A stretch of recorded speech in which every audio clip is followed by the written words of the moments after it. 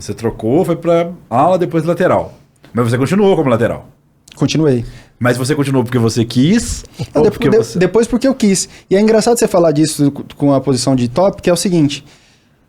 Você disse que é difícil encontrar muitos jogadores nessa posição, Hoje né? Então quer dizer que a concorrência aí é menor. Muito menor. Sim. Muito. Foi o meu caso. A concorrência minha no meio era enorme. Eu me destacava, já tinha um potencial grande, mas assim, nunca tinha ido para a seleção brasileira de base, nem nada desse tipo.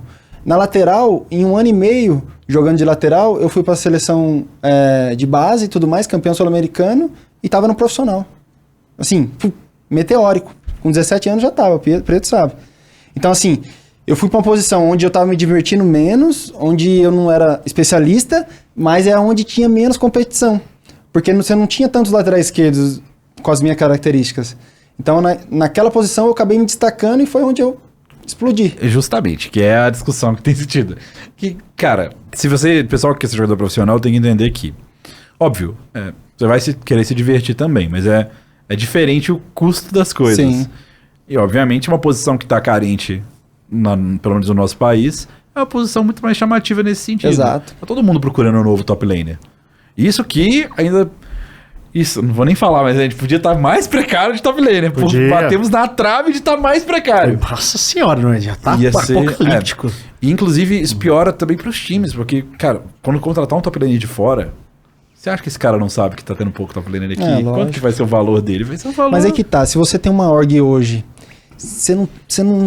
não é melhor você, em vez de pagar um coreano, um estrangeiro que vai vir ganhando muito dinheiro aqui, identificar na comunidade jovens jogadores com potencial e falar, porra, eu vou investir naquele cara ali. É que sabe qual é o problema? Aqui no Brasil, por meio de esporte eletrônico, a galera não pensa em longo prazo. A galera quer ganhar pra ontem. No futebol, eu vejo mais a galera pensando 2, 3 anos. Já tem uma cultura, assim, dessa parte de base, né? Do longo prazo. Então, assim, talvez para uma org seja mais interessante ela formar esse top laner do que ela pagar depois muito dinheiro para um cara que vai vir aqui jogar e ir embora. Posso te falar que lá fora isso já é bem... A Coreia, com certeza que eles chamam de... A gente tem o que é o principal... Eu dou uma solução pro cenário brasileiro. Pega as orgs, pega uma rede de ensino e põe um selo. Faz um extracurricular, põe LOL na grade da molecada do ensino médio. Então, mas aí que tá, cai naquilo que a gente tá conversando, assim. A molecada vai escolher ir pra essa escola que quiser que você jogar LOL, já vira marketing, ganha dinheiro em cima disso ainda. Tem que ser extracurricular, porque se for curricular... Não, é extracurricular. Pô, mas é isso, eu pagava pra, sei lá, jogar futebol depois da escola, depois do horário, essas coisas. Sim. Dá pra ter, tipo... Cai naquilo que eu falei do desenvolvimento do esporte eletrônico em si, ao longo dos anos, entendeu? As pessoas verem aquilo como uma possível carreira. Porque se você vai colocar o seu filho para fazer balé extracurricular, futebol, é porque você obviamente quer que ele se divirta, você tem condições de pagar, mas... Tem um negocinho ali.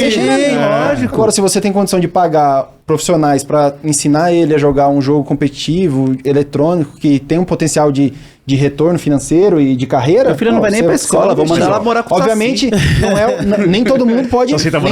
nem todo mundo pode pagar por um serviço desse, uma escola dessa, mas faz total sentido. Eu acho que sobre isso não também... Não tem porque ter na própria...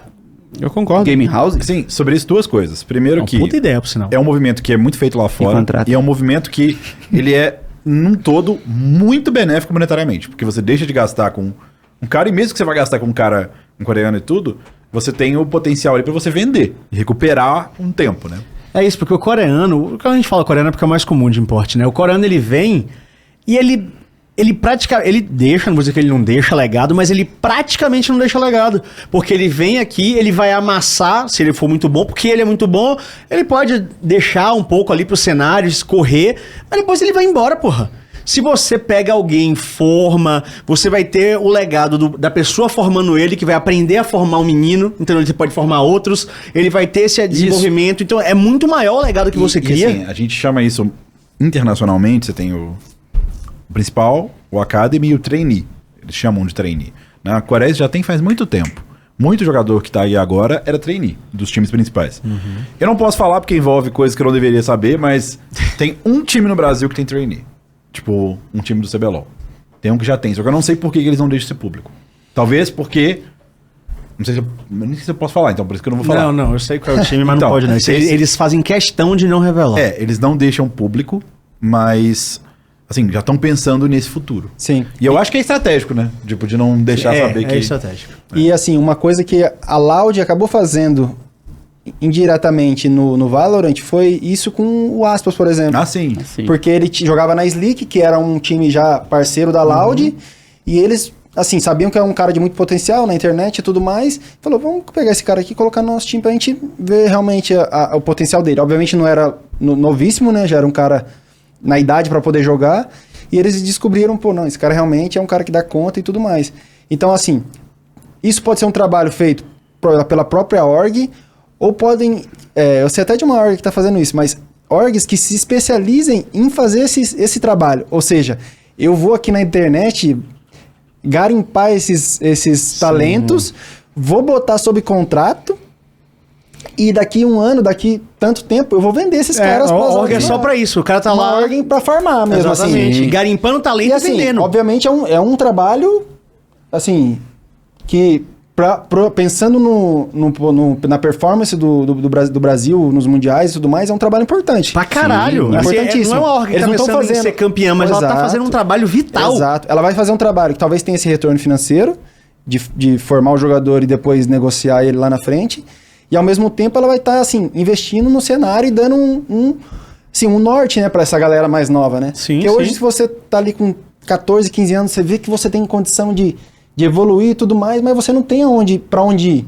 E em alguns momentos você não pode nem jogar, na verdade, Sim. né? E o que eu acho que a Riot tá fazendo é interessante agora, que esse sistema de campeonato dentro do jogo, né? Você não precisa ter uma org, você junta seus amigos ali. Sim. E isso vai ser interessante pra captar novos talentos, né? Eu tava A Clash assistindo é a legal stream do demais. Niang ontem, tô até tendo esses dias agora O Qualify. qualificatório aberto. E, pô, você vê, assim, times com jogadores conhecidos passando um aperto com a galera Sim. novinha. Aí você vai ver, você fala, esse moleque aqui É são uma da onde? molecadinha Veio de onde? miruda Ninguém que é conhece. doida. É, então. Então, acho que, assim, nesse sentido, eu acho que a Riot trabalha muito bem, principalmente no Valorant, que é o que eu Sim, acompanho sim. mais. E tende a ficar até melhor. Então, assim, o Brasil hoje é uma potência, já é um campeão mundial e tem tudo pra, durante anos aí, evoluir e tá sempre competitivo no cenário, né?